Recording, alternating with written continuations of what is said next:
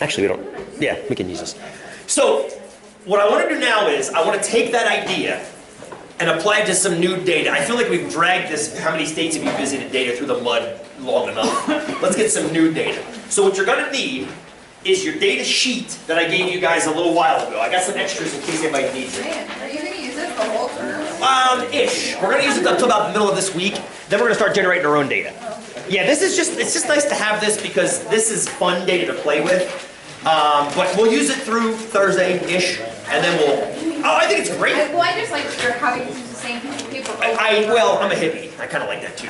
But we'll start generating our own data next, though. I'll bring some dice and some coins and stuff like that. So, but yeah, I agree. I agree. Does anybody need one? Michael, here you go. You need two? Just one. It's okay. I'll find him later. Okay.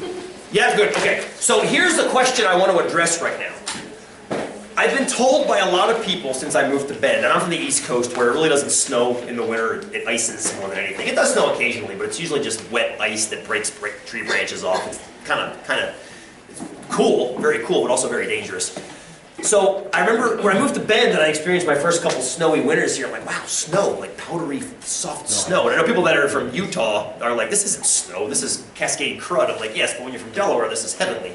So anyway, we got these discussions about winters in Bend, and they said, oh my God, it's not as good as it used to be though.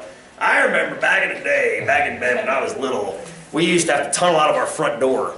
You know, it would be snow on the ground for 3 weeks, and we'd have to tunnel out of our front door. There's a picture of McMinimans, I believe, of one of those. If you walk in McMinimans, I think in the first hallway of one of those is a picture of a big bunch of snow outside that building in one of these crazy snowstorms. And they said, it just doesn't look like that anymore. You know, it's not like that anymore. So I was like, okay, let's analyze that claim. The winters now are lighter than they used to be. All right, let's analyze that claim. So what I did was, on the back page of that data sheet,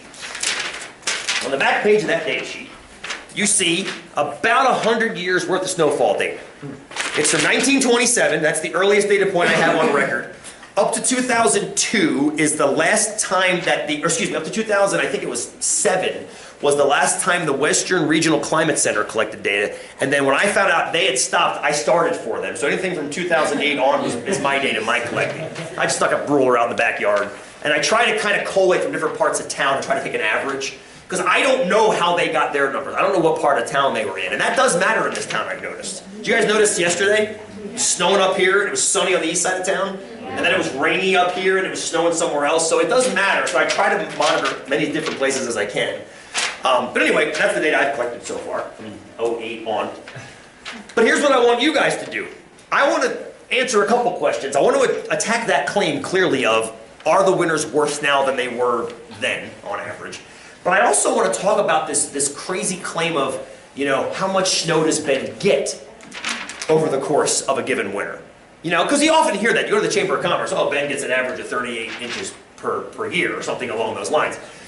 So I want to kind of see if we can justify their claim. Like, can we justify the claim, the Chamber of Commerce? I think it's 33.8 inches of snow per year.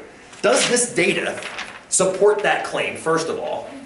Or does it refute that claim? Should we even talk about that number? There's a bunch of different questions we could answer then. So here's what I have for us to do. I developed what's called an in-class quiz. Rather than have us all kind of walk through this together, I want you guys to generate your own data. So what you're going to need is you're going to need somebody, you can do this by yourself or you can pair off if you want to. It's an in-class quiz because it's worth the same as the normal quiz, 10-point quiz. But we're all going to get 10s on it because we're all going to collate our answers at the end before we turn it in. So that's a good thing. But it also is a little more instruction-driven, where you're in your TIs, you're learning your TIs even more, you're learning more than it can do. So I'm going to hand these around. It's a front and back, kind of self-paced, Pair off with someone if you want to, or don't if you don't want to. And at the end of the day, I'm going to collect. You're going to do most of the work in your TIs, but at the end of the day, we're going to collate all of your data and put it on the board, so we can see what you guys did. So take your time, work yourselves through it, and then grab me if you need help for anything.